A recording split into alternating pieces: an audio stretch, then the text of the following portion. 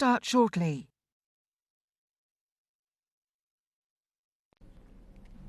Order, order. The Science, Innovation and Technology Committee is in session, and today we start our oral hearings in a new inquiry looking at the cyber resilience of the UK's critical national infrastructure. And I'm delighted to say to have us start that inquiry and to give evidence. First, we have with us here in Westminster Professor Ciaran Martin, who is Professor of Practice in the Management of Public Organisations at the Blavatnik School of Government at the University of Oxford. And Ciaran Martin was the founding Chief Executive of the National Cyber Security Centre, which was and is part of GCHQ. And joining us virtually we have Professor Sadie Creese, who is Professor of Cybersecurity at the University of Oxford. And Professor Creese is the founding director of the Global Cybersecurity Capacity Centre at the Oxford Martin School. And previously she's been a cybersecurity expert in business and a research scientist in the Ministry of Defence. Thank you very much indeed, both of you, for joining us today. Perhaps I can start with Professor Martin and ask you to give us an assessment of what you think the current state of cybersecurity and resilience of the UK's critical national infrastructure is, both from your tenure in government and now outside government.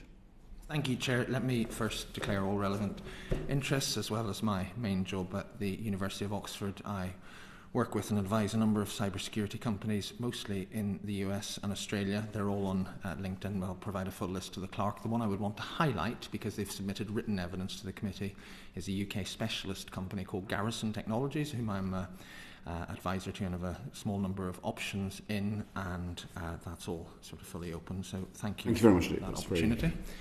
On my assessment, so firstly, given it's the start of the committee's very welcome investigation, I think it's important that I don't think we are discussing hugely catastrophic loss of life type risks that you might get from a major terrorist attack or indeed a military strike and so forth. It's a very serious problem, but I think it's very clear it's very important to try to diagnose what the problem is. So there has been, if you like, a lot of hype around cyber risk over the years. People talk about things like planes falling out of the sky. Critical systems on which people's safety depend tend to have very strong safety backups. So an example of that last summer, as many of you may recall, no doubt you had constituents affected, when the National Air Traffic Systems computers went down. Now that was not a hostile attack, but that makes no difference in terms of if you're a passenger. All the planes that were in the air landed safely. They were slower, they were delayed, some of them landed in the wrong place. So there's a lot of disruption and economic cost, but there was no realistic threat to anybody's life, because when there is a threat to life, you wouldn't get on a plane if you thought that if the computer goes down you were stuffed. You would want a backup, and that applies in railways and other sort of critical safety systems. So the risk which we've seen, and I think actually if you look at the course of cyber in the war in Ukraine, Russia, which is a formidable cyber power, has found it very difficult to achieve that sort of impact. It's used cyber for intelligence and intimidation and so forth, but for actual military effect, as we've seen tragically, it's very traditional and conventional. But there are very serious things that we should worry about, and mostly so far they've come a little bit from nation states, but often from criminals. So criminals, we saw a brilliant disruption of criminals by the National Crime Agency yesterday, but they've gone for things like hospital administration. A very serious disruption which has changed my view of critical infrastructure resilience happened in the US in 2021 with a company called Colonial Pipeline. And what happened there was the pipeline went offline, the pipeline was shut down. But the reason the pipeline was shut down wasn't because of a very sophisticated and difficult attack on the pipeline. It's because they did a pretty simple attack on the company's administrative systems. So the pipeline was fine, it's just the company didn't have the systems to operate it, safety rotas, invoicing, etc., etc. So in a sense, if you apply that to healthcare, and there have been some very serious problems in healthcare in Ireland, occasional problems here, the problem isn't do operating theatres work, it's scheduling operations. So there's a real, and you see that, for example, at the British Library, which is never going to make the top of anyone's list of critically important national institutions, but it is an important national institution, and it's been very close to defunct for a few years. So that's, very briefly, because obviously we want to hear from Professor Creese, that would be my characterisation of the risk. In terms of the who, I think, again, we sometimes cast the net a bit too widely. nation states have been interested in doing this type of disruption, but more in preparing for it and threatening it rather than doing it. Russia does a bit of it, and Russia's offensive cyber capabilities have mainly been created for political and geopolitical ends. One very significant change, which I would draw the committee's attention to, is in the Americans' assessment of the risk of the threat from China. So if this hearing had been a year ago, I would have said China has no history of disruptive attacks on critical infrastructure. It's a huge espionage operation, and the origins of China's offensive cyber capabilities are economic. They're sort of, steal lots of data and so on. But earlier this month, the Americans went out very strongly, the head of the FBI, the head of the cybersecurity agency, and said China is what we call pre-positioning all over US critical infrastructure, and it's not for spying. It's in case they can activate this to do significant disruption. So you'd add China... I can imagine what pre-positioning means, but just sort of unpack it a bit for benefit. It means an implant on a network which could be used for intelligence gathering, although the Americans are saying explicitly this isn't, and it could be used as a beachhead. If cyber's not, it's not an easily deployable weapon. If you like, you have to get into the network, you have to sit there, you have to build out from it. So, it's very difficult if you're sitting in Beijing, Moscow, or frankly Washington, to sort of say, for a politician, for a president, prime minister to say, I want you to do so-and-so, hit so-and-so via cyber. That takes time. So if you're pre-positioned, hence the word, it helps. And so pre-positioning, unlike other forms of cyber intrusion, you're trying really hard not to be caught for quite a long time. And what the Americans said earlier this month is China has been lurking in aviation, water, energy, other critical sectors for 5 years. So that's very significant. And then, of course, we have the criminals who just want money, but they will disrupt critical infrastructure. I'll pause there, but that's how we carry it. Thank you very much, indeed. Well, that was very comprehensive as a kind of tour d'horizon.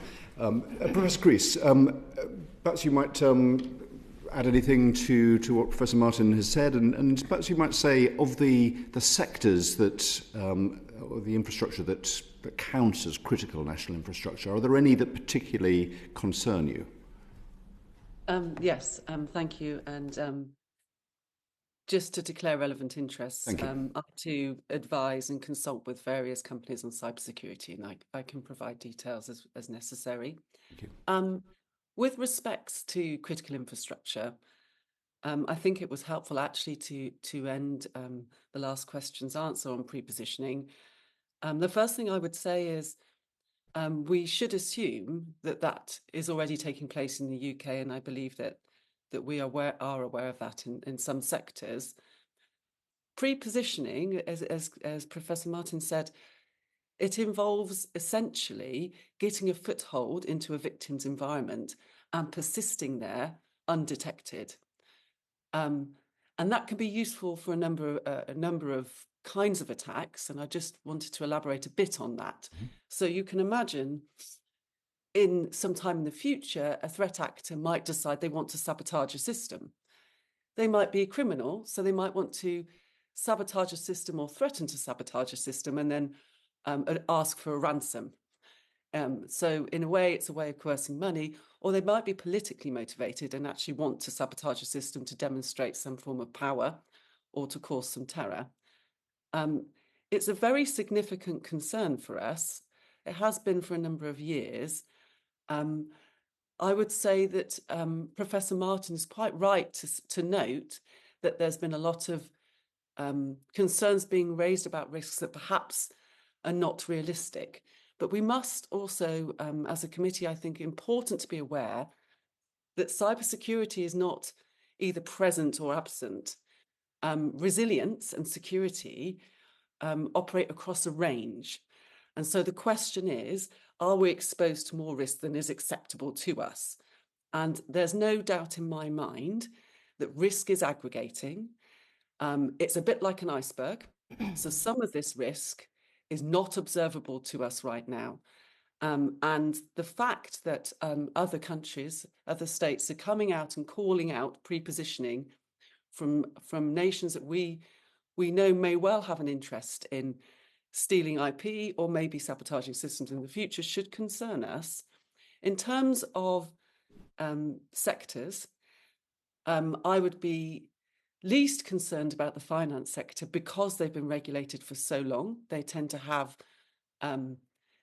quite advanced capabilities and capacity. They tend to have a workforce that knows what it's doing. Other sectors, it's hard to talk about them as a sector because you will find that their capability in cyber resilience will be variable. And it tends to vary according to the outlook of leadership. So how much priority have they placed on investing in cyber resilience capability? Whether or not that organization has actually felt harm. So has it been subject to an incident? Or have they conducted some threat hunting and found a hidden pre-positioned cybercrime or some other threat actor on their system?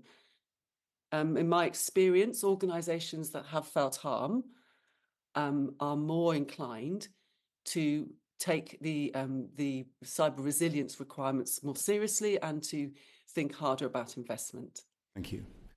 Yes, that would be my answer. And would you, finally for me, would you agree with what Professor Martin said, that in some ways the weakest links are the more the administrative systems than what one might think of as being the kind of frontline security systems? Yeah, well, partially. My answer to this would be you can find the weakest link anywhere.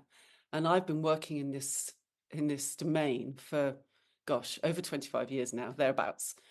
And I can tell you in those years, there's been periods where it's been fashionable to focus on people and process, periods where it's fashionable to focus on technology vulnerability. It's all potential attack surface.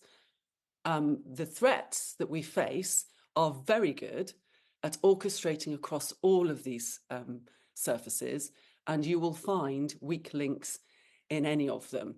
And the strongest position I always advise organizations to take is to make sure you are trying to orchestrate across all of them. So yes, there's weak links. There's weak links in process, but there's also weak links in technology. Very good. That's very clear. Thank you very much indeed. I'm going to turn to my colleagues, starting with Tracy Crouch, then Rebecca Long-Bailey. Professor Creese, if I can just ask you first, obviously the methods used by cyber attackers are continuously evolving and we're seeing increasing levels of sophistication being used. I wondered if you could just, for the committee's benefit, expand on what are the main forms and methods of cyber attack that threaten the UK's critical infrastructure? Mm-hmm. Of course. Well, they will span all attack methods. Generally speaking, threat actors will try the easiest route first. Don't get out your most valuable secret weapon, because once we've seen it, we can learn how to defend against it, and they work up from there. So you need a foothold, you need a way in. That's either going to be created by hacking from the outside, finding a bit of weak software or weak hardware that's connected to the internet, crafting some piece of, we would call it a cyber weapon, an exploit that knocks over, so finds that weakness, takes control of the computer. Once you're in, you move around the system and you try and find your target. Alternatively, if you can't hack from the outside, then you find valid access credentials, get in that way.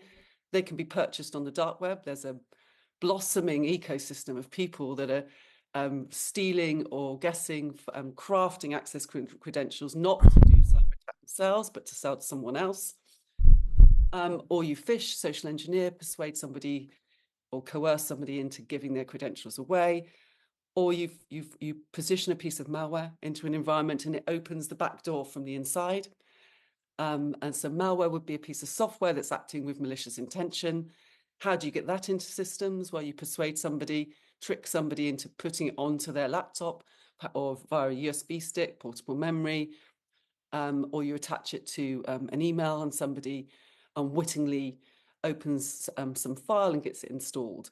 And of course, if none of that works, then insider threats are a big reality. What does that mean? An insider threat is traditionally viewed as a human who has valid access credentials. So an employee or a trusted partner, they're either coerced into becoming an insider threat, so they already have the credentials, but they're blackmailed into acting maliciously on behalf of a threat actor or organization, or worst case scenario, and this, when it comes to critical infrastructure, would be on the radar, is organizations are targeted and people attempt to obtain jobs from the get-go as actually acting in a malicious way with the intention of perhaps opening a backdoor from the inside.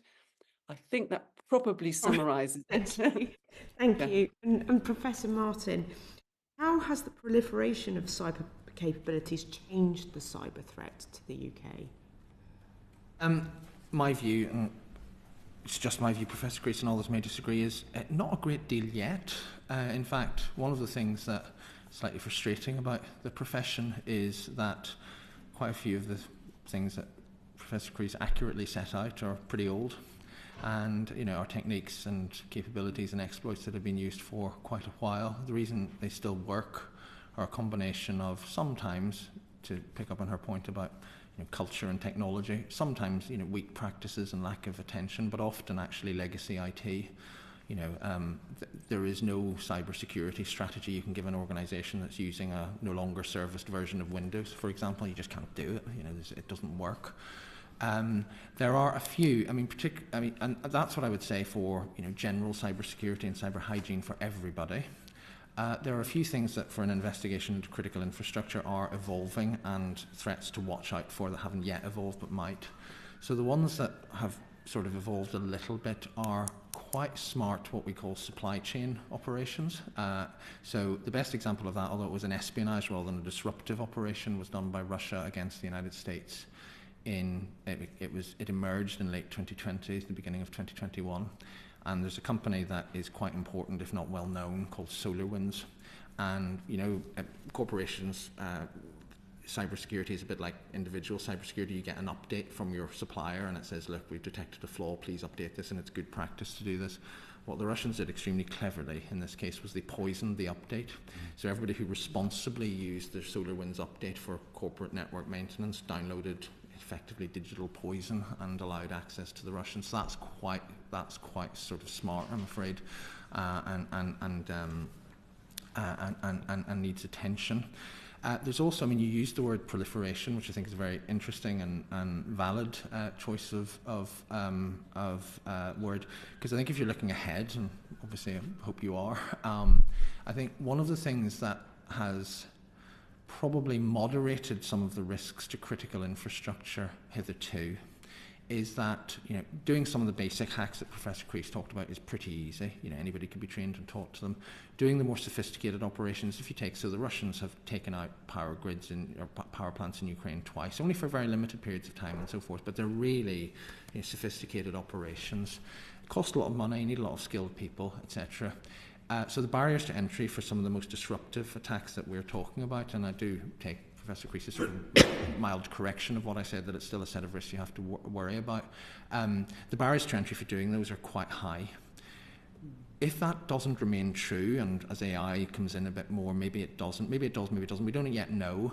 But if more people can easily acquire more potent cyber tools, then we've got a different problem than we've had for the last 10, 20 years. So that's something to keep watch for. I'm not being alarmist because it's not a problem right now. It's still the case that, were these lights to go out or a serious attack on central London and so forth, there's only a handful of actors we know who, at the moment, who have the capability of doing that. That equilibrium needs to hold, and if it doesn't, we need to change our approach. Thank you very much indeed. Rebecca and then Graham String. Thank you. Professor Creese, you mentioned that risks were aggregating like an iceberg at the moment. What would you say were the common challenges in detecting and mitigating cyber threats across critical national infrastructure sectors? Thank you. Well, the challenges are not specific to critical national infrastructure, although they may be more challenging because they may be facing significantly more threats. So the challenges in threat detection are being accurate. There's two different ways, generally speaking. One way is know what bad looks like, and so set up systems that will notice it when it happens. And that means you need to have previously seen the kinds of tooling or behaviours campaigns before somewhere else. And if you haven't seen it before, so somebody's using an attack tool that we haven't got an understanding of, then we're typically vulnerable to them. How do we get around that? We have another kind of threat detection, which we refer to as anomaly detection.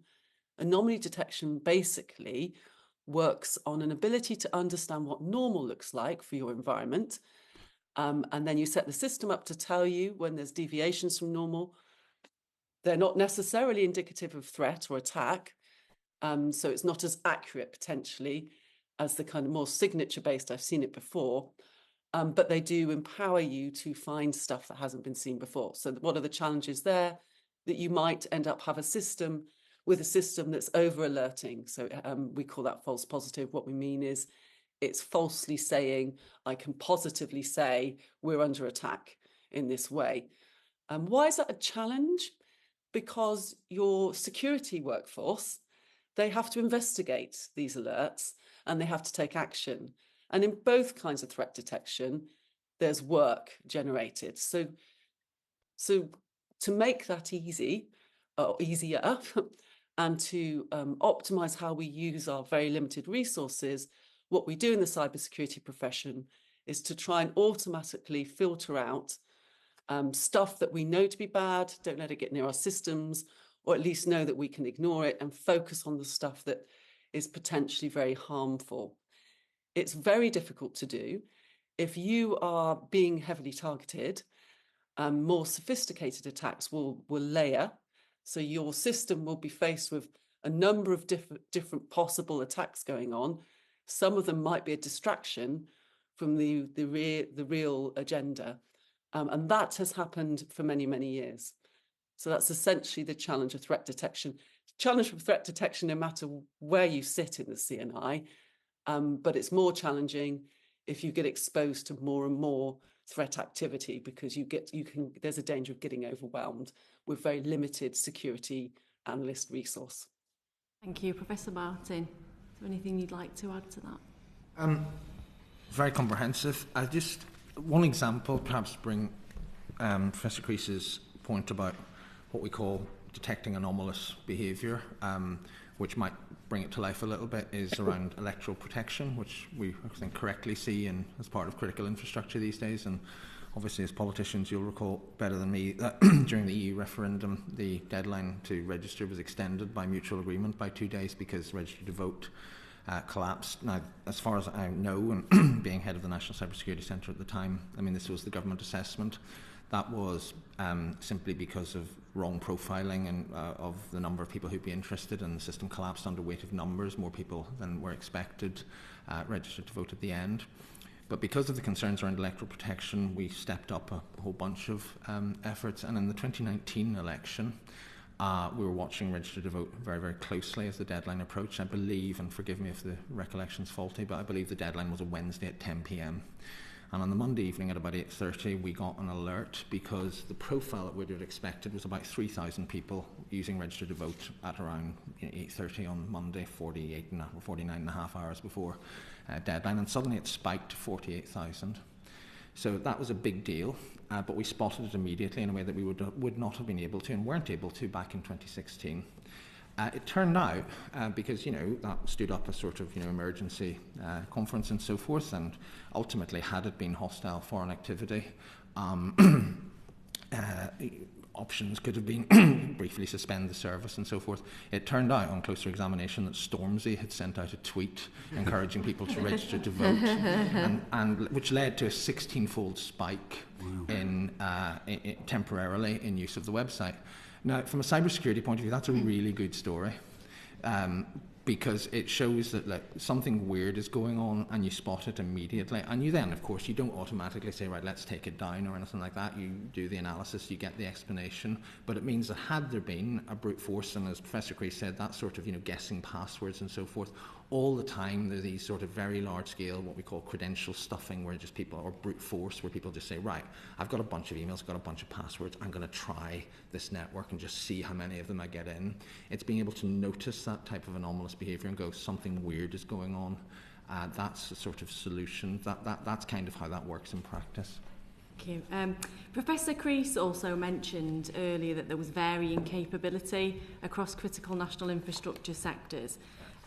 Would you agree with that, and would you pinpoint any specific sectors that need to receive more support from government-led cyber defence organisations? And also further to that, how much collaboration is there between the operators of critical national infrastructure and government-led cyber security organisations? Variable is the word, and I would split it into three. So I think the leading sectors, first Creese has already said, the financial sector. I think that has been a good exemplar for a while.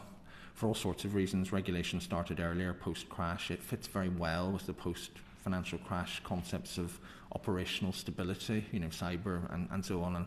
And, banks' general regulation runs off the premise that you can't stop every loss of money, but you need to be able to stop systemic risk, and that's very good for cybersecurity.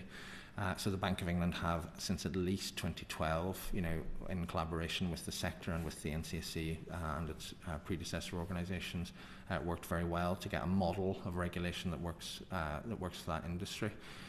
Towards the end of my time, and I think this is a big improvement, we started to do that with telecoms. So although the Telecom Security and Product Infrastructure Act passed in December 22, the political and parliamentary passage of it was dominated by the debate about Huawei. I think that's basically applying the same principle. The other thing that's interesting about that, Ms. Longbailey, was that it was, in a sense, it was suggested by the telecoms companies. Hitherto one of the problems we had in telecoms companies was that regulation was essentially based on lowest consumer prices, and when we were in the EU, no roaming charges. There was no regulatory incentive or penalties to do security. There are now, and they're quite good. So those two, I think, are good. Finance better because it's longer established. Telecoms getting better. I think it would be useful to probe. In terms of government, I'm 3.5 years out of date. But I think, telecoms and finance, particularly finance, are different from, say, energy and water. Energy and water is much more, telecoms has a lot of this, but energy and water have big, hard infrastructure. And I don't know, as a result of legacy EU rules, something called the NIS directive, there are some obligations there. But in terms of what I've seen from the regulators and the lead government departments, there's considerably less, certainly in the public domain, about how that partnership works, how the regulatory approach works in energy and water. And given the vulnerability of those sectors and the sheer amount of intrusions we've seen all over the world and here in the UK, I think that's worth probing. I may be wrong, but it was worth probing. So sort of category one, I would have finance and telecoms as very good examples. Category two, energy and water, I'd have as, worth exploring. And then there's sort of everything else, the sort of day-to-day life. So, top of the everything else category, which is a big one, would be NHS administration. Now, I think NHS critical systems, they'll all be in individual hospitals. There'll be no sort of off button for operating theatres. But, the NHS suffered a reasonably serious incident in 2017, which was actually an accident. It was the North Koreans trying to rob a bank, essentially, and they wrote some really bad code. And because the code was so badly written, it just looked for destinations that it wasn't supposed to get, and just infected organisations in more than 100 countries, including... This is the WannaCry. This is WannaCry. So the NHS has done a lot to try to improve it, but if you want to get big enterprise software systems in lots of small organisations, because of course the NHS is an aggregation of small organisations, that would be somewhere. The Joint Committee on National Security did a very good investigation into the ransomware, the criminal problem, but a really interesting thing to look at is what happened in Redcar and Cleveland Council, where, they got locked out, and, there were manageable problems like delays to refuse collection and stuff like that, which you can work around for a few days without any great inconvenience. It's not very nice, but it's not a threat to anything. But we had to send a specialist team up because the Children's Services database was locked out. So there's stuff, you can see that sort of, that's my very important third tier of pretty basic stuff that I think we can't forget. You, Professor Creese, is there anything you'd like to add to that? No, I thought that was really excellent. I can't improve on that answer at all. Right. Thanks. We'll go to Graham Stringer and then Carol Monaghan. Just going back to your comprehensive introduction, Professor Martin, you said that a lot of systems where safety is important have very good systems. Over the weekend in the newspapers, there was reports of a 6-car pile-up because the system for detecting what things going wrong in the middle lane on smart motorways had gone wrong. Yeah. I think it's, I don't mean you're complacent, but I think it is a bit complacent in those critical systems in aeroplanes on motorways. They're not that good in many cases, are they? So, I mean, certainly that case is very concerning. I think one of the reasons why we don't have autonomous vehicles running around the roads at the moment is because we haven't got the safety model right yet. So I think what's going to be really important as this smarter technology comes in is that we don't literally let them out on the road until we have the safety model worked out. I mean, we all know autonomous vehicles work. We've seen the videos. But at the minute, and I'm not a transport expert, but as I understand it, at the minute, the people who would be responsible for saying, look, this is safe to go out on British roads, say, look, if you're going to use an autonomous vehicle, you have to be a qualified driver, ready to take charge of the wheel, sober, not working, not watching TV, so kind of pointless, not asleep, so kind of pointless having an autonomous vehicle. So I do think there will be cases such as you've mentioned, and I think this is where it's really important not to look at cybersecurity on its own. Any system is quite complicated, and you have to look at its applied use, and you have to look at the whole range of vulnerabilities. So whether it's railways, whether it's cars, and smart motorways are an interesting and quite problematic case in point. What we did 25 years ago, although it was mostly in software, which is a sort of accidental mistake that we're paying for every day, we let ourselves become dependent on a whole bunch of software-based technologies without thinking about security as they were being rolled out. We have to stop that with the sort of more applied technology that we're doing now. I think we're doing it on things like driverless cars. I think we're certainly doing it on the use of AI and so on in medicine and so forth. But that's where we really, really need to be going. And cases like that are worth highlighting because it shows sometimes where it may not be working. Talked about resilience in the systems and protecting the systems. In terms of critical infrastructure, is it sensible to go back to previous non-digital, non-computer technology as a reserve for what we're doing? Because it seems to me all the digital computer systems, you can put a certain amount of protection in, but there will be somebody who gets through the system. Should we have as backup older systems that are not computer dependent? Professor Creese and I have got through the first 40 minutes of a hearing without using the dreaded phrase in cybersecurity, it depends. So I need to invoke it now because it does depend. So there are some sectors where that doesn't make sense, and I think the government, previous governments, I remember when Oliver Letwin was in the Cabinet Office, was very sort of assiduous about this, for example, looking at the resilience, and this is about any threat. It could be a physical threat, it could be a bomb, it could be a power cut, it could be a physical attack on undersea cables, whatever it may be. If you take the financial sector, printing out just the banking records of everything is just impossible. Moving that sort of thing. So you need to think about, backup data centers, backup whatever it is. There will be other areas, and actually air traffic control, as I understand it, but it's one for the sectoral experts to answer rather than me. Air traffic control is not a bad example of where the backup system is fairly, old school and pre-digital. The important thing is for any organisation, particularly in a critical organisation, and Professor Creese is probably more expert on this than me, so it'd be worth hearing from her on it. Is just look, if you lose access, if you lose this network, what do you do? And if that answer is you go back to a pre-digital system, fine. If that answer is you go back to a reliable, completely external digital backup, that's fine too. It could be a number of answers depending on the sector. Professor Creese, did you want to add anything? Yes, in fact, I believe it may have been WannaCry where some of the local GPs did fail over onto paper. So we do have examples, but I would agree with Professor Martin. Unfortunately, I'll invoke it does depend. We should be mindful that for some organisations and some sectors, this will be easier than others. So if you previously had a process which wasn't digitized and you've now digitized it, the chances are that someone in the organization might recall that process. And in fact, even if they don't, the reverse engineering back to paper will be possible because we went one way, maybe we can reverse. But in other organizations where they are inherently digital, perhaps have built their business around being on the internet, their processes are going to look a little bit different. They are going to be inherently built around digital.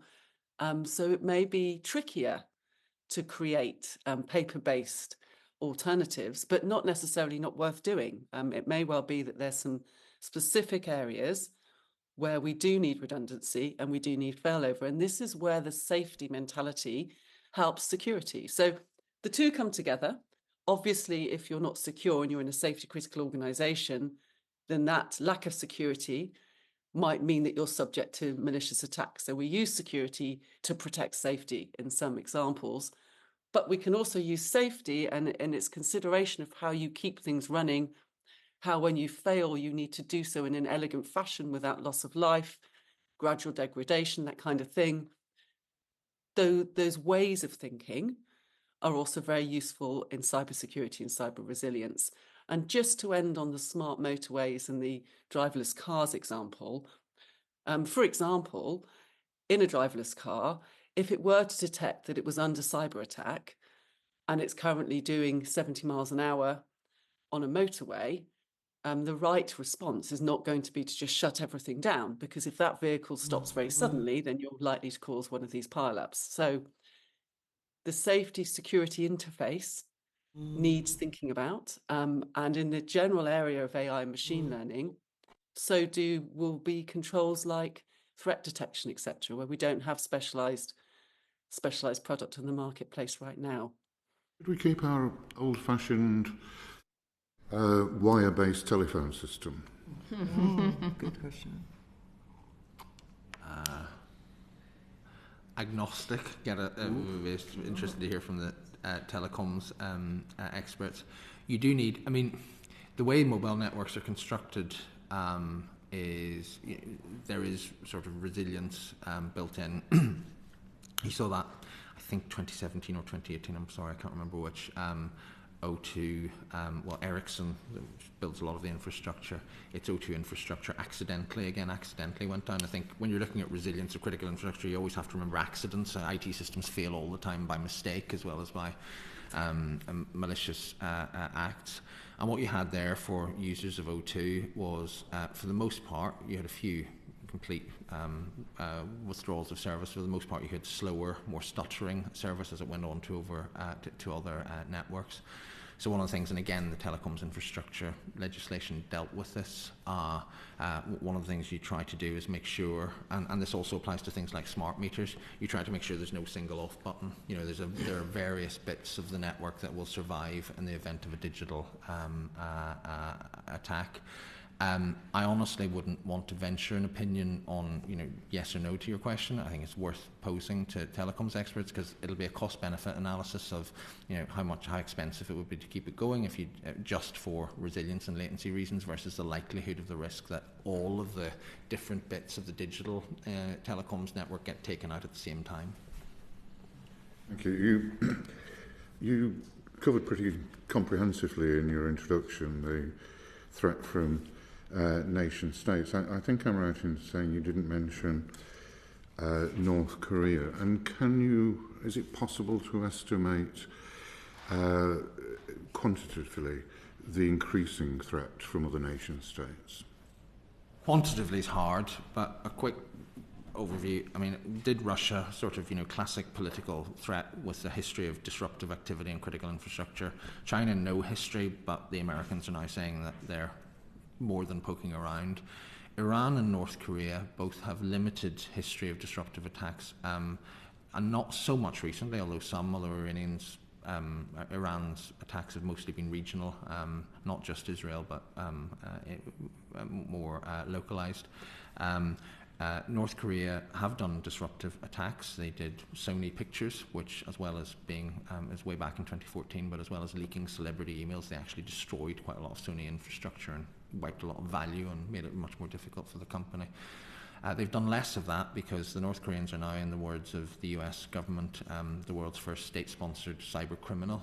They're focusing on trying to get money out of the global financial system, so that's where their threat has been focused for the last few years, which is where WannaCry, which was a misfiring attempt to do that, came from. So that would be an overview of this state threat, which actually is very similar to what I would have said in office 5 years ago. So there's a stability there.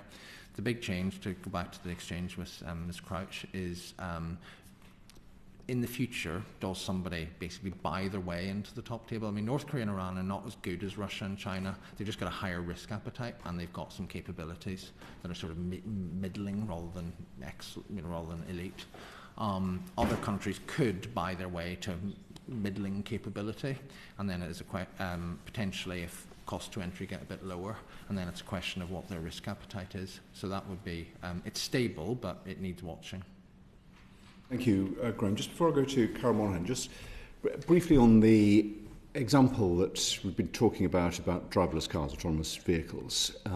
Obviously, there's a lot of regulation about whether the sensors work, whether they can detect a pedestrian stepping out on the road and that sort of thing. But there's clearly, as you pointed out, a whole separate set of threats, risks around deliberate cyber interventions.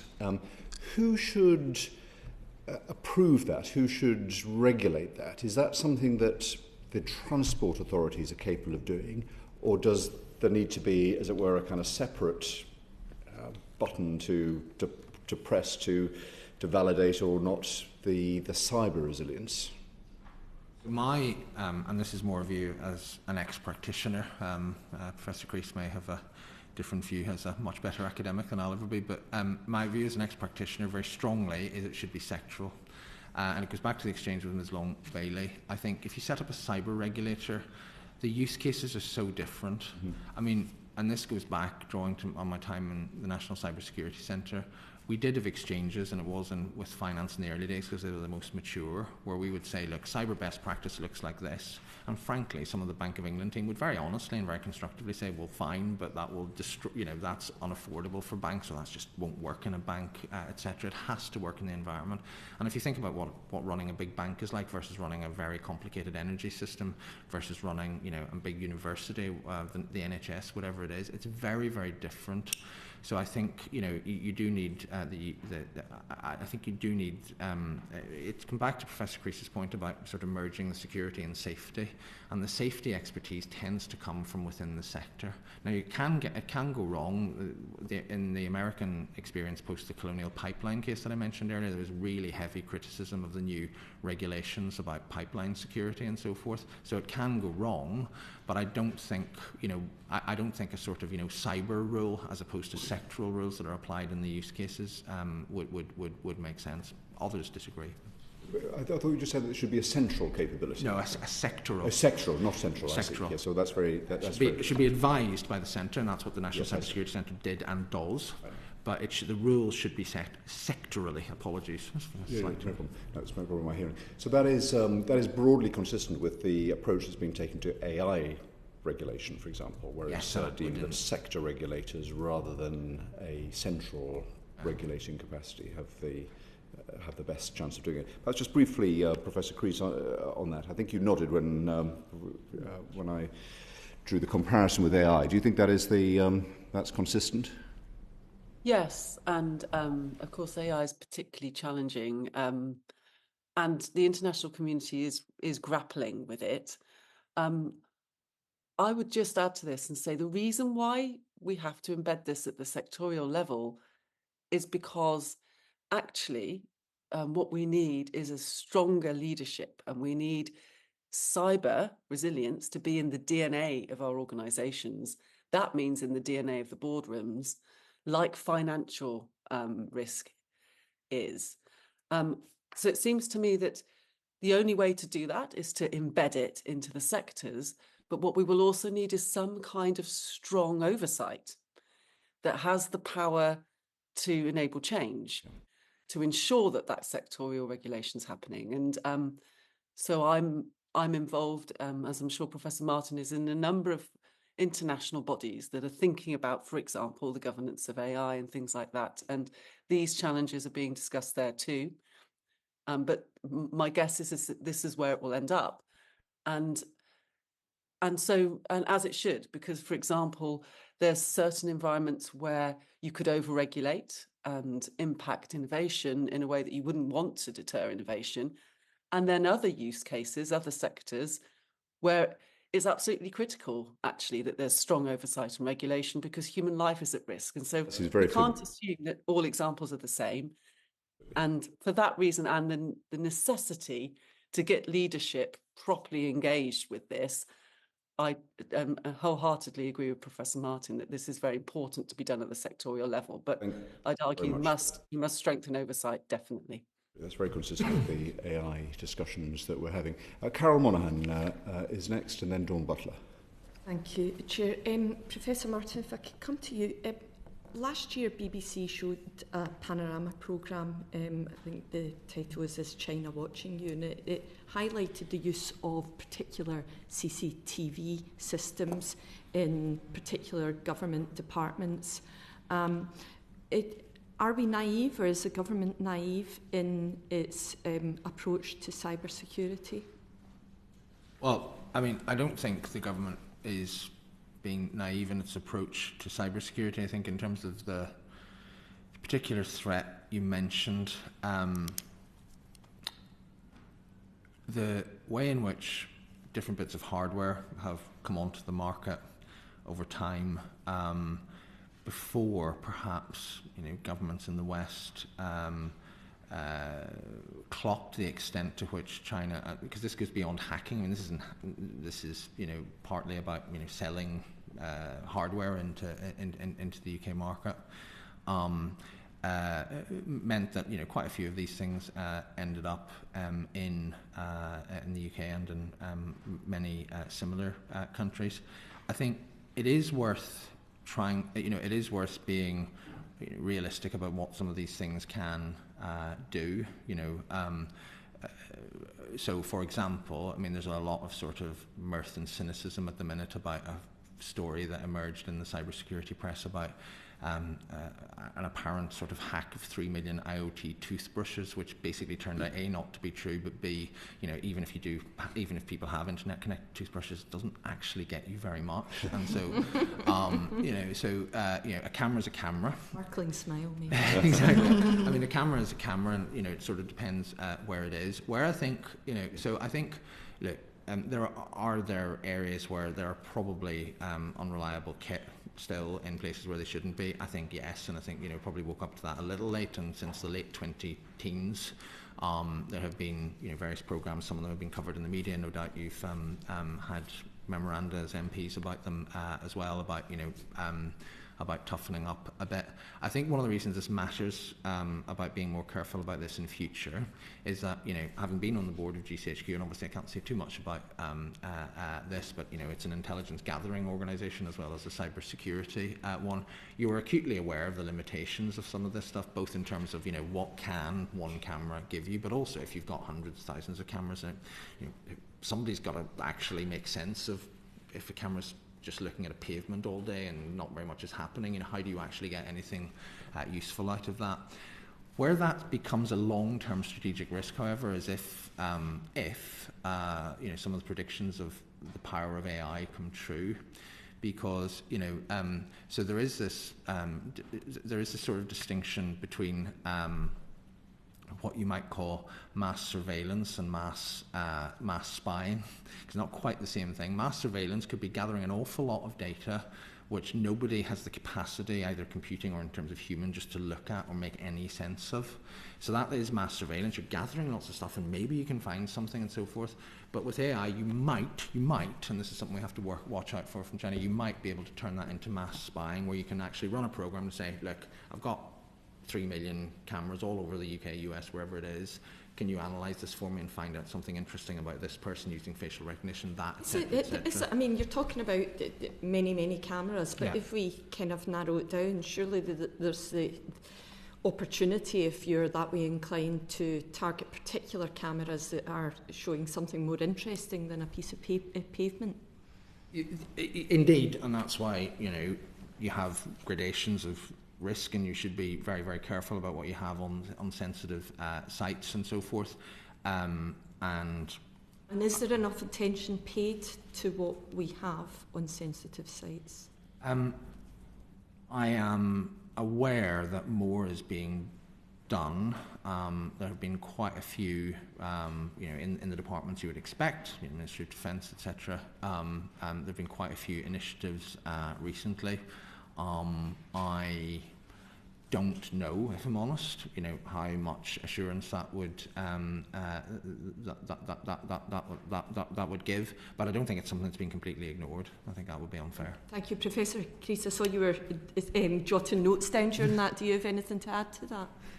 Yeah, I thought they were excellent answers. I had some other insights I wanted to offer.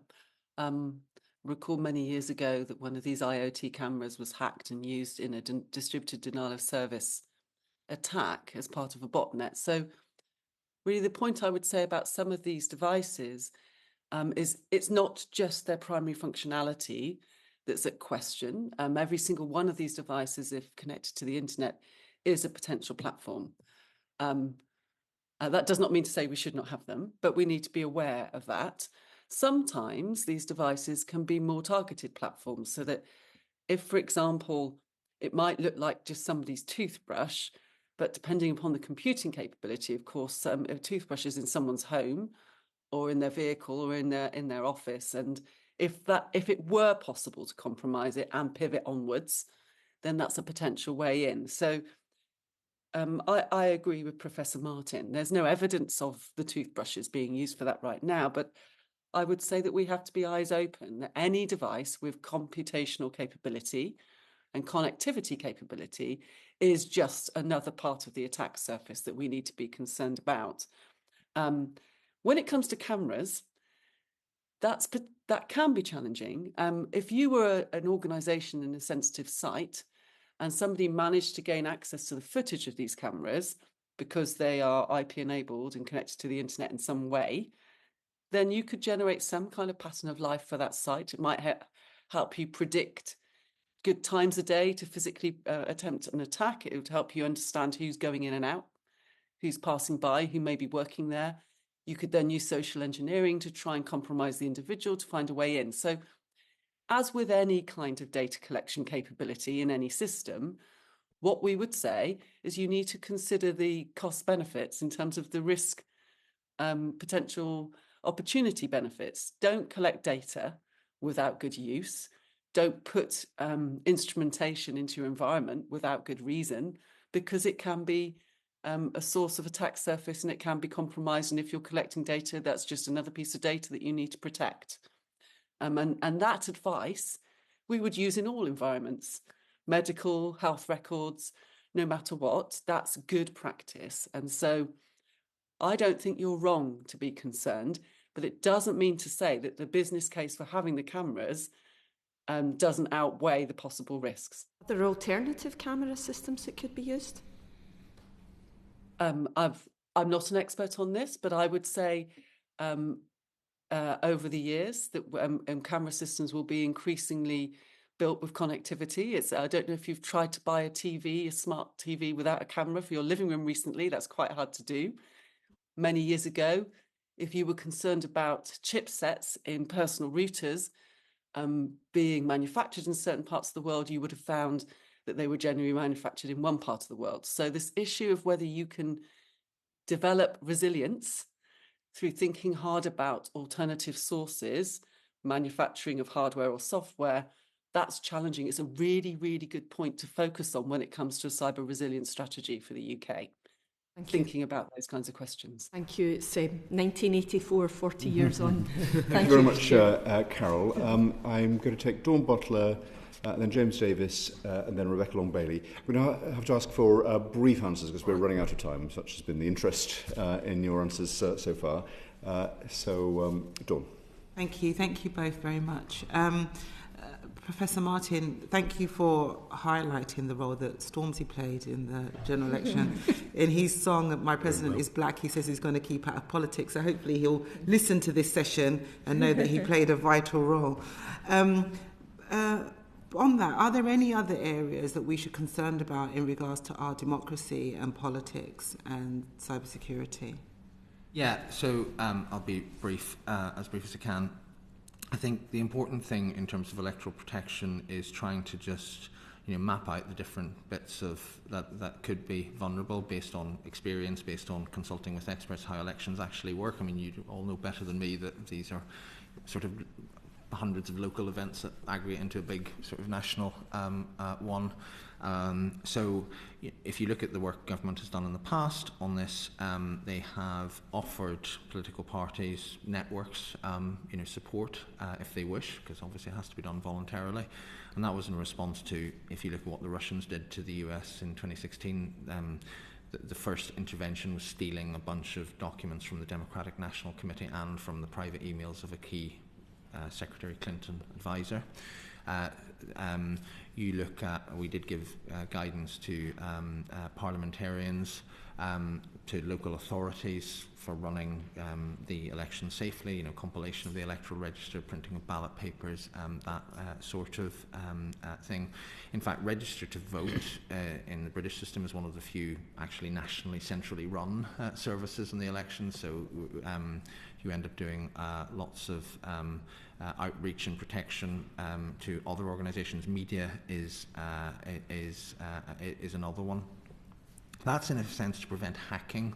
Of course, there is now the problem of disinformation and AI and deepfakes and so forth, which is a slightly different problem, where you have to do a lot of work with the platforms. I mean, Twitter sadly has abandoned content moderation to all intents and purposes, so that's more difficult. Facebook, actually, whatever other criticisms one may legitimately make of it, it takes it very seriously and tries to remove things as efficaciously as possible. And actually one thing that I think the UK political system has done well and better than the US is the cultural reaction to fakes and hacks. So if you take when the US was hit, the media ran with it, candidates made hay with it politically. If you take the deep fakes of, say, the mayor, the security minister was out there immediately saying this is a fake, don't circulate it.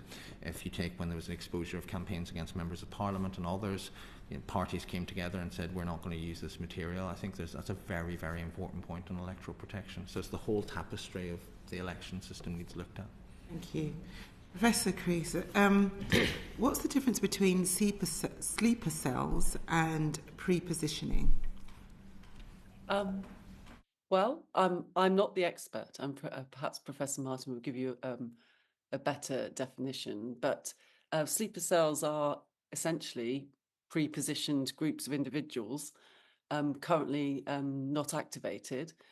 I guess you would find an example, corollary of that in cyber, where people have pre-positioned and maybe not doing something, but often they'll be at least checking in a kind of that the heartbeat connection's still working periodically. My understanding of sleeper cells, I'm not the expert, is that might not be the case. Okay, thanks. I'll come back to Professor. Yeah, Professor Martin agrees with you. Professor agrees. And my last question is, how concerned should we be around computer repair centres? Professor Creese. Fascinating question. I'll deal with it two ways. Functionally, allowing somebody to repair your computer gives somebody opportunity to install something. So theoretically, that would be a potential point at which somebody could get some malicious software onto your system. Do I believe there's a significant threat or risk of that currently in the UK? Personally, I have not seen enough evidence to say that I would say that this is a big concern, but I do think functionally it's a potential risk that should be assessed. Thank you, Professor Creese. Professor Martin, did you have anything to add to that? Great answer. I would share the assessment. I think people have to make risk assessments. So if you are working at some of the organisations I used to work for, you don't go to computer repair centres, just out of an abundance of of caution. I think members of Parliament might want to take just sensible steps that they know it's reliable and trustworthy and has a good record. And I think just to go back to the sleeper cells versus pre-positioning comments, which Professor Creese answered expertly, in more sophisticated operations, there's often a combined human-digital element. So, you might have an operative working for a foreign intelligence service on the ground in the UK, potentially looking to get into a critical site, maybe get a job there or whatever. It's not that common, but at the top end of the threat, you need to worry about that sort of human versus human and technical interaction. Right, thank you very much. Thank you very much indeed. James, and then finally Rebecca. Yes, thank you. Professor Martin, could you tell us briefly about the structure of the governance structures, the organisation of governance structures in the UK for dealing with cybersecurity and resilience of national infrastructure and their role in general terms in responding to cyber incidents? Quickly as I can. So it's governed by the National Security Council, chaired by the Prime Minister. There is a subcommittee on, it used to be called Threats, Risks and Hazards. I don't know if it still is, but there's a subcommittee that deals with critical infrastructure. There isn't a single policy department for this, insofar as there is. It's probably the Cabinet Office. I think some of the governance of cybersecurity policy issues is a bit messy. And that's a certain inevitability about that. It's so cross-cutting, but it might do with a bit of looking at. Then the model is the National Cybersecurity Centre, part of GCHQ, is the single source of advice, but it is not a regulator and has no regulatory functions whatsoever. And then it's the sectoral regulators, Bank of England, Ofgem, Ofcom, etc. Okay, thank you. And second question for me is really the extent to which attacks are being reported and recorded. So does the public, and indeed do the agencies and does the government have a clear idea of what's going on? To both of you, if possible. Not as clear as might be. It's difficult. So France passed a very, very what you might call widely defined law with incredibly onerous duties to report cyber attacks, and you get these statistics which are a bit ridiculous. This bank faces 58 million attacks a day, and in some respects that's true. In other respects it's nonsense. It's just so what is a cyber attack is quite difficult. I think that in critical sectors, thanks to the what's the Network Information Security Directive, which was EU in 2017, so still applies to us, there are disclosure obligations on critical infrastructure companies. So it's better for critical infrastructure designated companies. Professor Creese, do you have any thoughts on that? I agree wholeheartedly with Professor Martin. Just to go one step further, I would imagine that one of the more challenging spaces is actually when thinking about supply chains. So interdependencies between organisations has always been challenging. We're moving towards quite complex supply chains, dare I say ultra large scale infrastructures, and understanding and the level of risk based upon reporting from multiple organisations and putting that together into a bigger risk picture. That's probably a capability gap that we need to look at for the future. Thank you, James. And finally, Rebecca. Thank you. Very briefly, Professor Creese, what are the most pressing policy considerations for the government aiming to strengthen the cybersecurity and resilience of critical national infrastructure? Gosh. Big question. Number of things I would be looking at. One would be, how do we ensure that there's strong leadership across our organisations that inherently understand cyber risk? So there's a policy consideration there. More needs to be done because they set culture and investment, and we can't leave it solely to regulation. So we need to think about incentivisation of behaviour too in other ways. And then I guess the other piece has to be around this issue of systemic risk, understanding how that might be emerging, understanding how these supply chain risk issues, at least to get visibility of it in the first case, upon which we can build business cases for new policy interventions. Thank you. Professor Martin. Conscious of time, so I think issues to look at, I'm not prescribing where we might end up. I think reporting requirements have come up, worth just checking are they in the right place. We haven't discussed the issue of criminality, but it's a big problem and potential. The government, I think, should look seriously at the issue of the legality of paying ransoms, because it's currently encouraging more. I've mentioned, I think, the energy and water sectors could do with a bit of a look. And I wonder whether it's worth the committee just thinking about, and government thinking about, sort of what a general duty of resilience looks like and how it applies to different sectors. So if you take the Colonial pipeline example in the US, it had a regulatory obligation for, if the pipeline was shut down, for whatever reason, it had to be back up and running in 7 days. And as long as that was the case, it was fine. That's a bit of a weird regulation, but I think every public authority and every organisation which is in some way critical there should be a way of requiring them to look at what happens if you lose access to the key network, and how can regulation, if appropriate, incentivise a better response. Thank you very much indeed. Well, thanks both of you for your evidence. I just wanted to ask one final question. We've been talking about Internet of Things enabled toothbrushes. There are actually current more connected devices. Take smart speakers, Alexas, for example, which do listen to what is going on in a household. Can I ask whether you think they present a risk, and perhaps to kind of crystallise that, do you both have them? And perhaps given that you work in security, you may have a higher bar, but would you advise your relatives who are not in the field to have them? Professor Martin? Well, I do, and always have had. And actually, in terms of smart speakers specifically, I don't know. I mean, Professor Creese may know differently, but I just think with the evidence they've been around for a while, I haven't come across any compelling evidence that they've been used to in that way. I have never discussed top secret activity in my home anyway, just because all the things would be there. I do think, we just need to be aware of this. So smart speakers specifically, I think are, apart from in some extreme circumstances for people who are very vulnerable and so forth, and just really need to be very, very cautious. They're fine for most people, and I would include my own views. I would include MPs in that. I think just on IoT generally, Professor Creese made a really important point about if you're looking at footage of CCTV cameras. I think one important thing to remember, in answer to Ms. Monaghan's question, is that where that is made, China principally, is one part of the issue, but it could be made it could be made in Catford, and there's still footage of it that can be hacked into. So I wouldn't get overly fixated on the country of origin all the time. It's part of the issue. It's easier obviously to implant something made in China, but you can still hack into some of this stuff. But I wouldn't get too sensationalist about some of the IoT risk. Okay, thank you. Professor Creese, finally on smart speakers.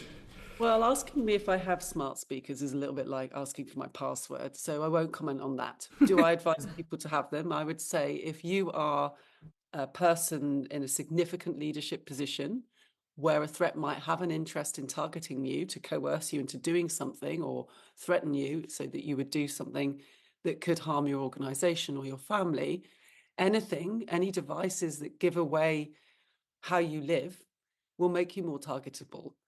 So I would advise people in those kinds of positions where they may well be targeted.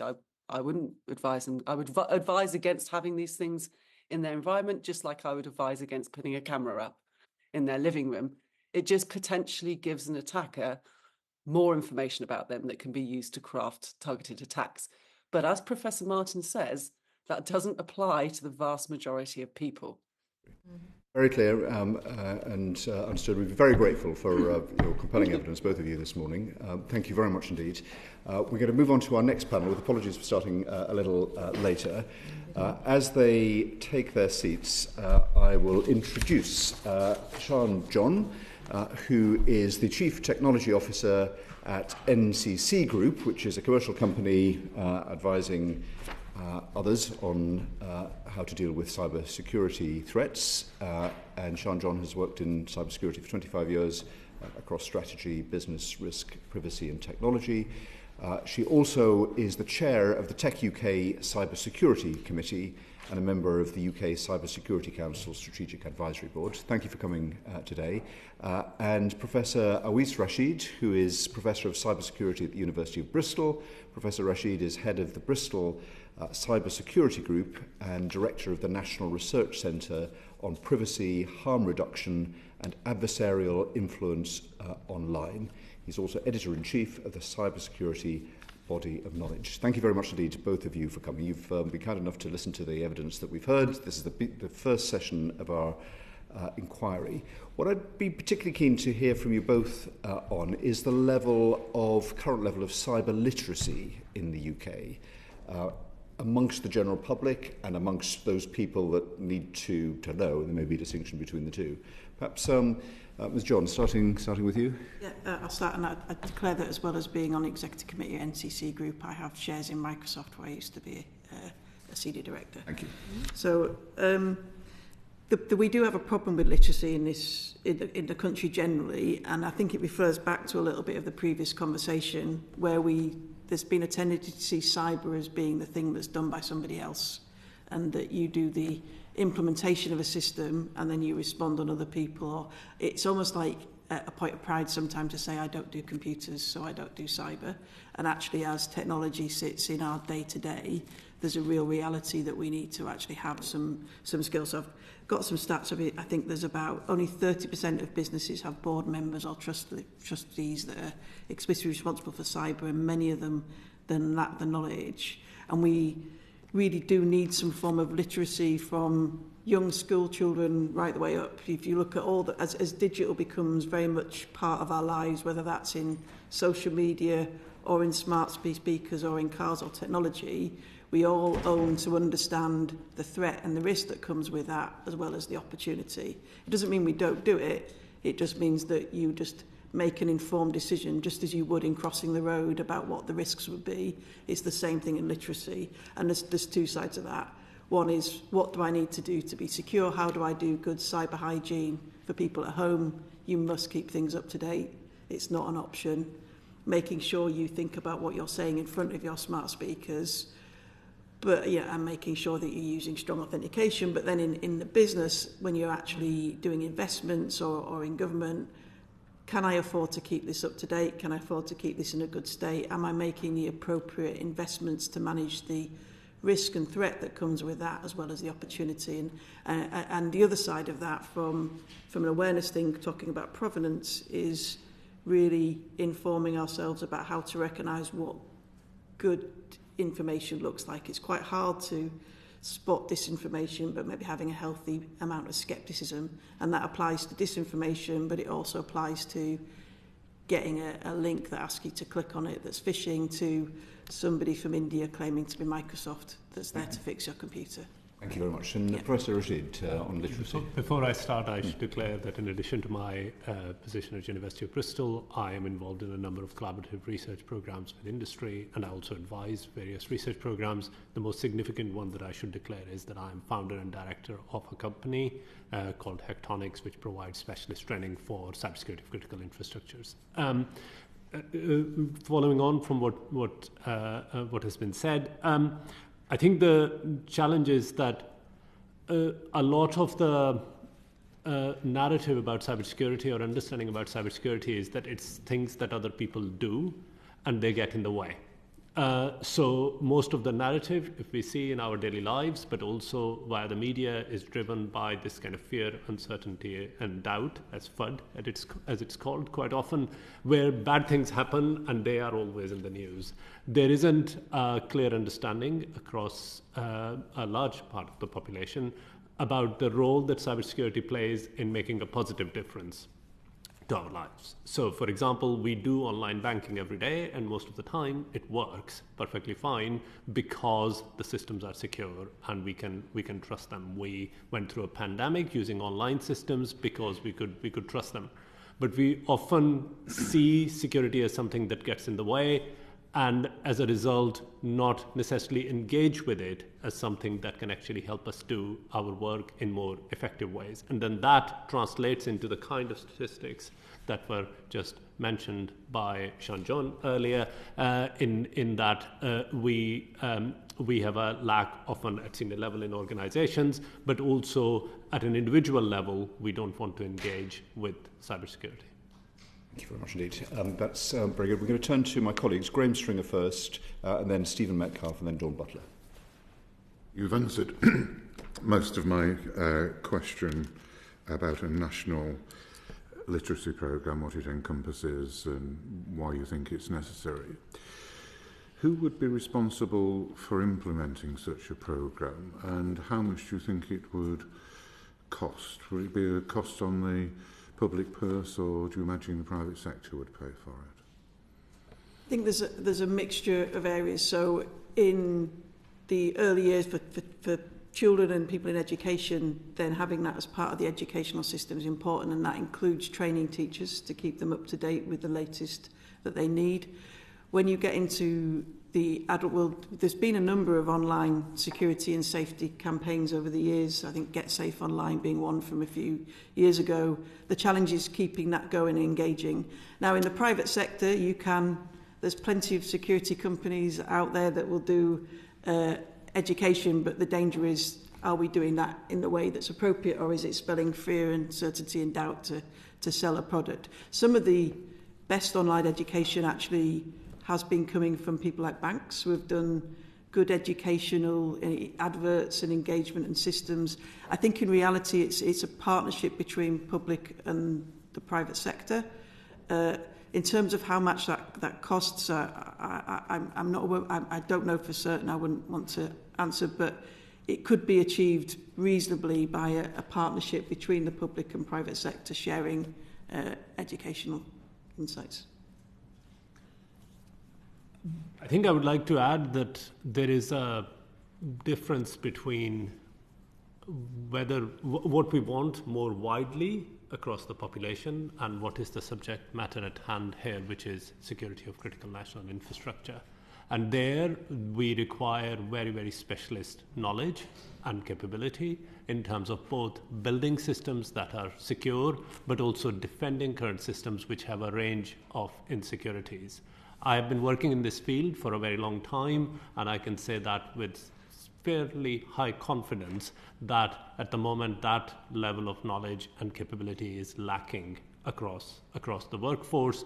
We have built very good capability about defending what we would call regular IT systems and building a knowledge base around that, building a knowledge base around securing what are the kind of systems that are deployed in critical infrastructures. That is a serious gap at the moment across the UK workforce. Thank you. My apologies, I have to go. But thank you very much indeed. Stephen Metcalfe. Thank you very much.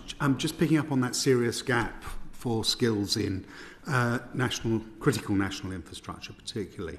Are those gaps across the whole picture, or are there specific specialities that we need to look at? And how can we go about addressing that shortage? There's two sides to it. I think genuinely we have a shortage of cybersecurity skills in the profession. I think the latest government stat is about 11,200 people short in terms of cybersecurity. When it comes to critical national infrastructure and particularly operational technology, it's not as easy as taking cyber and IT people into the OT world, because you actually need to have the engineering understanding of an operational technology environment. It's a very different approach and way of thinking to IT, and there's been plenty of failed attempts, particularly going back to since Stuxnet in 2011, when IT security people have got into OT and said, we know how to do this, but they don't know how about the engineering and the safety systems and the approach, which is why actually providing security expertise to people with an engineering background is better than... It's actually easier to train an engineer in OT about cyber than sometimes it is to give a cyber person all that experience on OT. But going back to what Professor Martin was saying, a lot of the threats to critical national infrastructure and operational technology actually come in the administrative systems and the management information. And part of the connectivity now is to get management information. If you want to do renewables and smart grids, you need analytics. To do that analytics, you're connecting up to effectively IT, and that's where we do generally have a skills problem in terms of running IT. Okay, so we've identified the problem. You've given us some of the solutions potentially, but this is a field where we're going to need a continuous pipeline of people to come in to provide us with the security we need. How do we encourage younger people to potentially consider this as a career, and what are the right stepping stones that mean they don't have to commit too early, but they'll have the foundations if at some point we can attract them into the sector. I will share one of my bugbears is try and get away from that image of somebody being cyber wearing a hoodie and eating pizza and sitting behind a computer. The fact that it's a very varied profession with lots of people with different backgrounds. Some are extremely technical, and we've talked about there's engineering, there's detection, there's response capability, but there's also policy writing, looking at the entire architecture. So actually just making people realise that this is a profession, not a job. There's many different specialisms within that profession. And we quite often push it down the computer and the computer science route, which is one route in, but it's not the only route in. And in fact, most of the people I work in cyber, they range from computer scientists to economists to zoologists to people who left at 16 and worked in shipbuilding. There isn't actually a core person, and so it's going back to looking at what are the aptitudes you need rather than particular skill sets. But computer science and engineering will help, particularly in the OT world. And I think that's part of that, making cyber a more endemic part of what we do, just as we're trying to increase financial literacy, increasing cyber literacy. And with that will come an understanding that this is not a scary, special thing that people in hoodies do.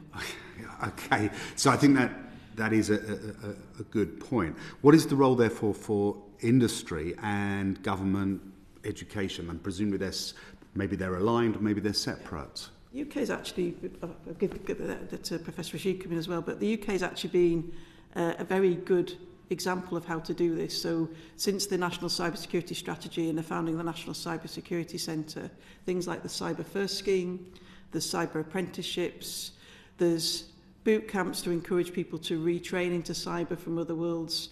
What we probably need to do is do more of a connection between the cyber industry and things like the Institute of Electronic, the IET, I can never remember what it stands for, the engineering organisations.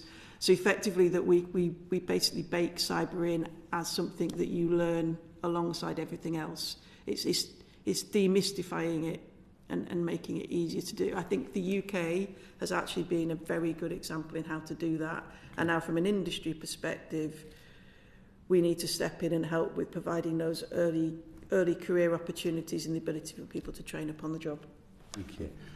Professor Rashid, have you anything to add to that? I think I agree. I think we have, over the last 10 to 12 years in this country, made huge strides in this area. However, I would also add that I think we need to lower the bar about accessing this information and actually helping people understand, and particularly young people understand about cybersecurity. It's again, the challenge is how it is seen as an adversarial relationship. So I'm very aware that many schools, for example, would prohibit learning about what we call ethical hacking. You can't understand how to defend systems if you don't know how attackers are going to compromise that.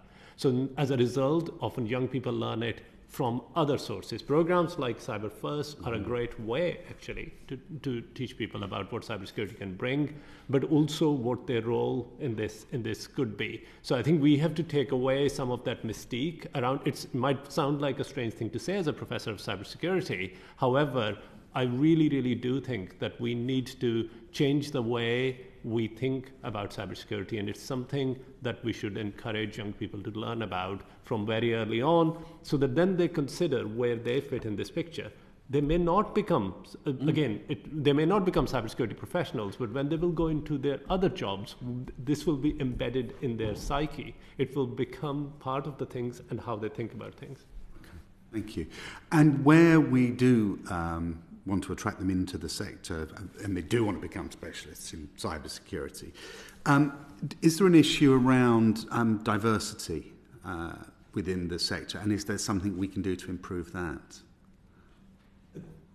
So maybe I will start. I mean, there is a significant issue with regards to diversity in cybersecurity. There is a historical issue with gender balance and lack of more women or wider genders in the field. Cyber First particularly has done a very sort of extensive program of work with the Cyber First Girls competition.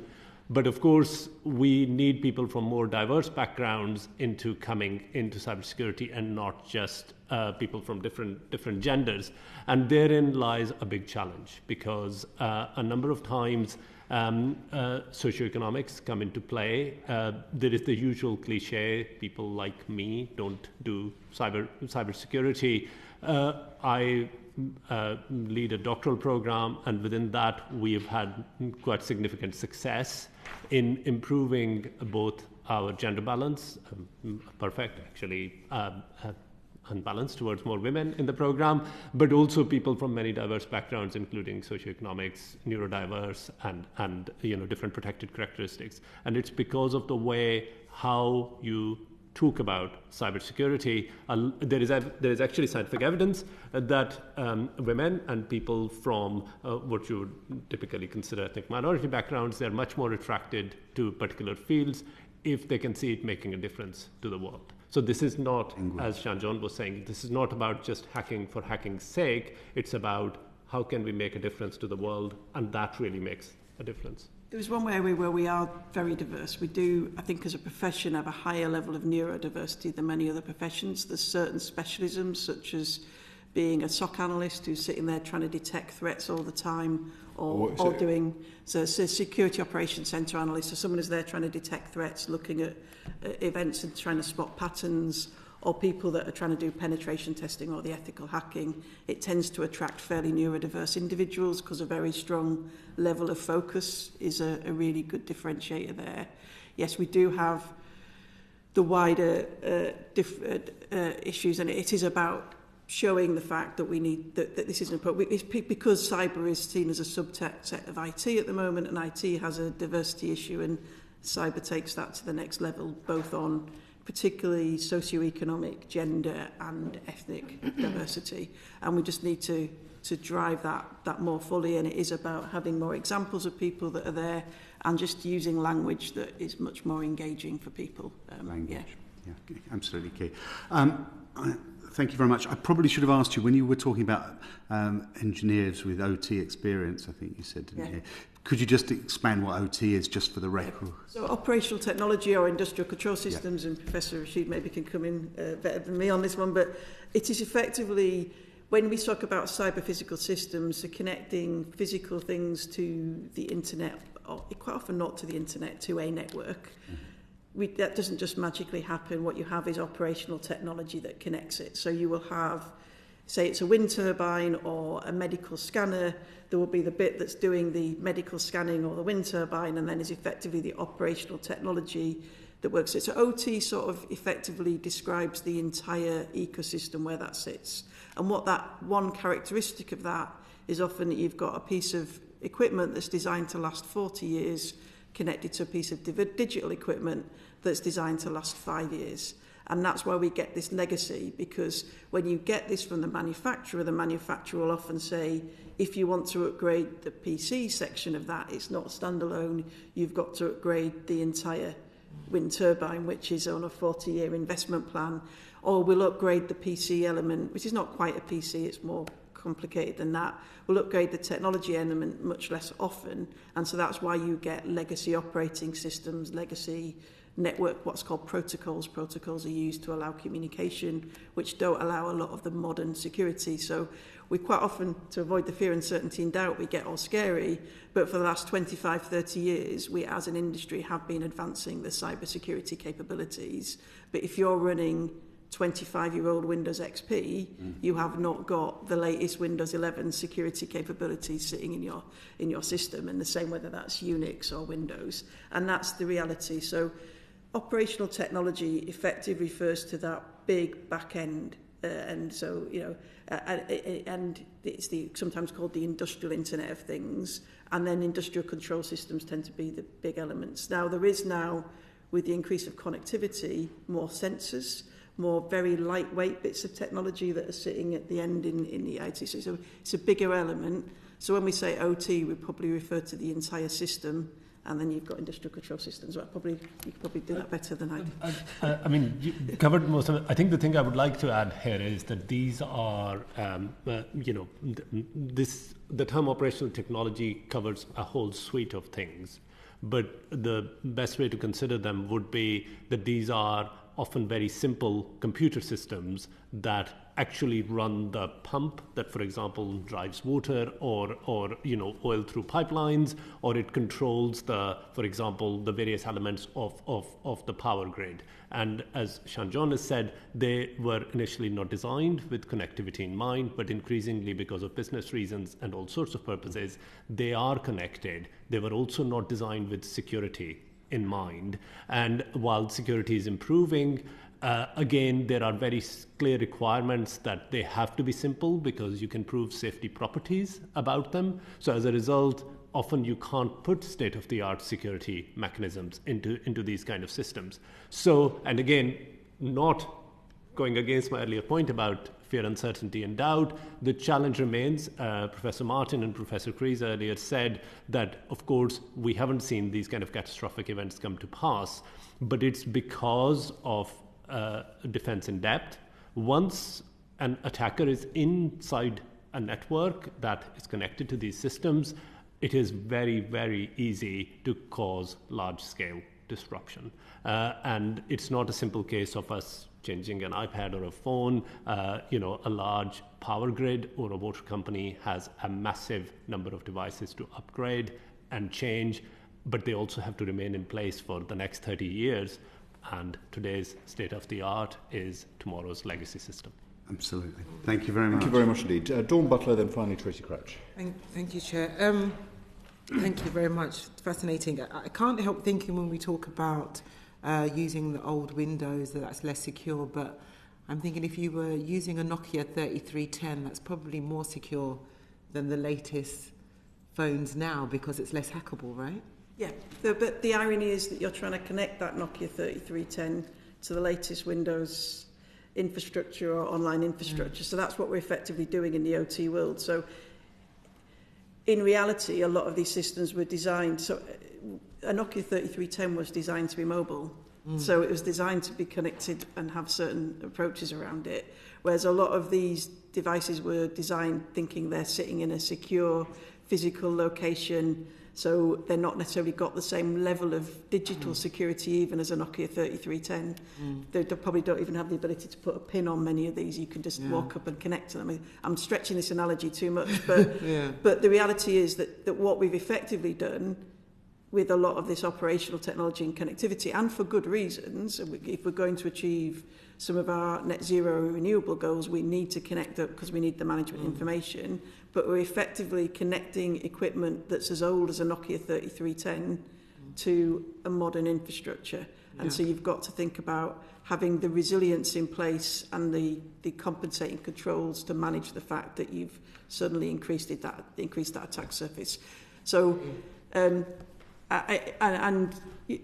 effectively, if you're then putting in PC systems connected to those control systems, if they're out of date, they are an issue, What's the basics you would expect for somebody in a secure environment to have? So like on a mobile phone, what's the basic things that you would expect to be on there for security reasons? So, I mean, if you take a mobile phone as opposed to, or a mobile device, it's taking somebody walking into a system. So there's two sides to this. If you've got your mobile phone, it should be always up to date. You should be using multi-factor authentication to log into it.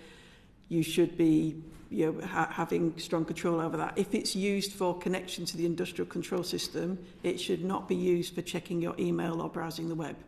It should, because that's how the threat can come in from looking at the consumer side. So if you're running in with, say, a laptop that you're going to connect up to an OT environment to do management and environment, that should be dedicated to that function. So if it has any connectivity, it should be to, documentation or call centres or back-end or a secured environment. That doesn't have to be on premises, it can be cloud, but secured access only for that use case.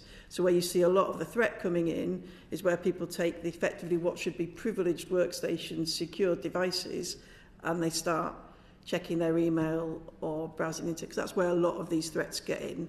And so if you then use that in any other case, you can effectively walk the threat in on your mobile device.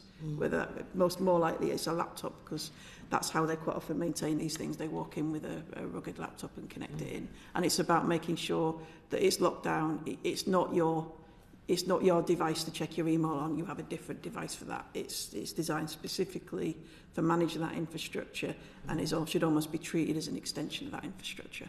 Thank you. Professor Rashid? I don't have more to add. So, yeah. And Professor Rashid, you talked about education, and I'm just wondering about pathways into the cyber workforce. Is there a pathway from school where you've got sort of bright kids and you think, right, okay, they'll be good in the cyber protection space? I think I will go back to the earlier comment that John made, that cybersecurity, we need a diverse range of people, also from a diverse range of backgrounds. It's definitely a very technical subject, and we need, particularly for critical infrastructures, engineering-based students as well. But there is also, all sorts of issues around kind of human factors and psychology and how you design systems and so on. I think the challenge remains is that there isn't really a clear pathway as it stands from schools all the way into the profession. That pathway typically comes through, at the moment, largely through GCSE and A-levels in computing. However, there isn't really a very substantial focus on cybersecurity within the GCSE and A-levels computing. So a lot of this work is covered as an extra curricular activity where, for example, teachers may have the resources or the time to do this, or through programs which do incredibly well. Again, I would emphasize like Cyber First, which really have done made a lot of difference in terms of improving awareness. But unless we can fix that issue, that from very early on in schools, young people see cybersecurity as something that is quite integral to society, we will not fix the pipeline. And already we see, certainly from my own experience, we see that already at GCSE levels, the numbers coming generally into computing decline compared to other STEM subjects, for example, and I can only speak with confidence about STEM subjects. So already we are seeing a much narrower pool coming in. Out of that, even a much, much narrower pool goes towards cybersecurity. So we are seeing absolutely diminishing numbers that come into the sector. Why is that, do you think? Because there might be an appeal to like being in a hoodie and eating pizza on a computer. So why do you think there is that decline? I think it is exactly because of this, trope is what I would say, that, cybersecurity people are people who sit in hoodies and eat pizza. I think it's this issue that you are just doing this because this is a kind of a geeky, nerdy thing to do. I mean, I'm self-classified nerd. I don't have any objection to that. Yeah. However, most of this committee classifies it. But the key issue is that we need to make sure that people understand where cybersecurity sits within the kind of our life every day. These are, particularly when we talk about critical infrastructure, these are not systems that are invisible. These are systems that bring water and power into our homes. And when we have had, for example, school children come into our lab, they are most surprised but also excited by the fact that we actually are working on systems, because we work on these systems, we are working on systems that they're familiar with, that bring services into their homes. And it is the first time they come across this, that this actually is something that drives the infrastructure every day in society. And I think we need to change that from very early on. If we change that, we will see more people engaging with it, because they will see, young people increasingly today, hopefully also always, have had a desire to make the world better, right? And if we start with that, rather than saying this is just about being in a hoodie, that's... I think it's the fact that you're seen as being pizza and hoodie and having no interest in the wider world, whereas in reality, as we go through digital transformation, we connect everything, cybersecurity really is there about making the world a safer place. And it's just connecting with that we need to make people realise that, yes, you can wear a hoodie and eat pizza. I've been known to do both those things. But actually, you're doing that while trying to make the world a safer place, not sitting there behind your computer, never talking to anybody, or just trying to break the world, which is what comes with that image, that these people just want to break the world. Where actually, even if you're ethical hacking comes but even ethical hacking, if you're breaking it, you're helping to find the vulnerabilities that you then report to the manufacturer so they can fix it. Okay, that's really fascinating, actually. Yeah, thank you. So it's about a bit like politics, really, making sure that everyone knows that it's injected into everything that you do. Brilliant. All right, thank you very much. Thank you both. And finally, I'm afraid, briefly, Tracy Crouch. It will be very brief. Ms. Jones, you mentioned earlier about youngsters in the digital age that they're growing up in, and rather than skills and training, can I just ask, do you think that the curriculum, particularly at primary, is very much focused towards literacy? My son's in year 3, they've just started coding. It feels like it's a very good place to start. Do you think there is enough there already for that, or is it something that could be improved? There's some there, but there's more we can do. So, and actually, that's really come that way in the last 10 years, that we've got a lot more coding happening at primary school. But there's things like online literacy, digital literacy, the fact that the people in primary school now, they will be spending their entire lives surrounded by technology.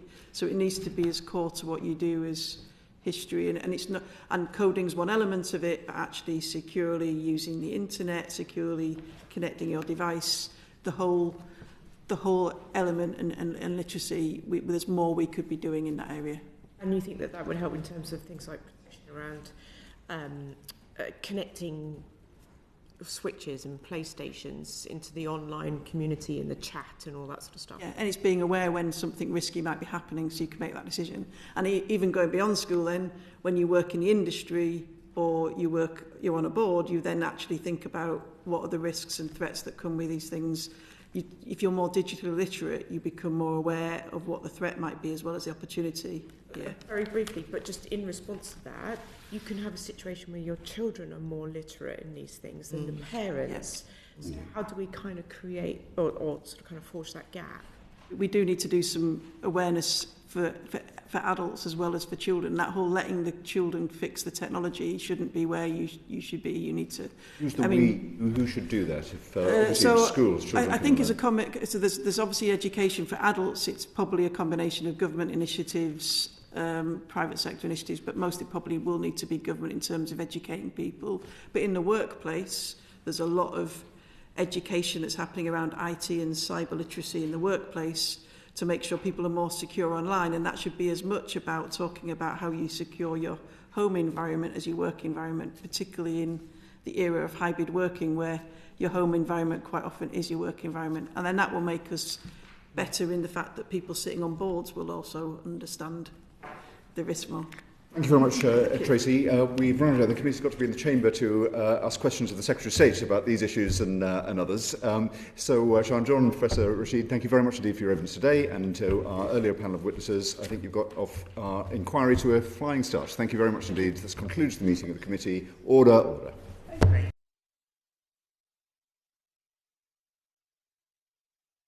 The proceeding has ended.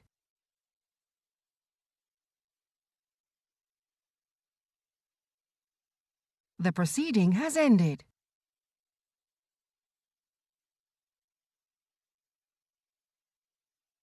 The proceeding has ended.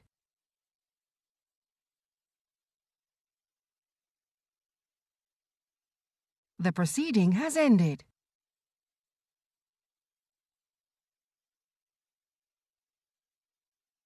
The proceeding has ended.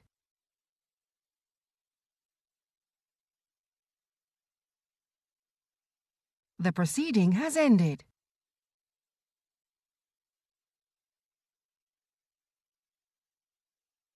The proceeding has ended.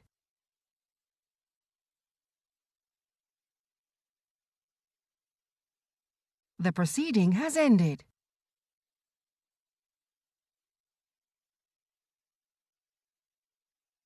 The proceeding has ended.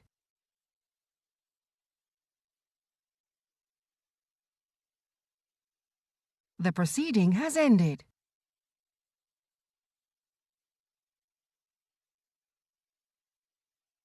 The proceeding has ended.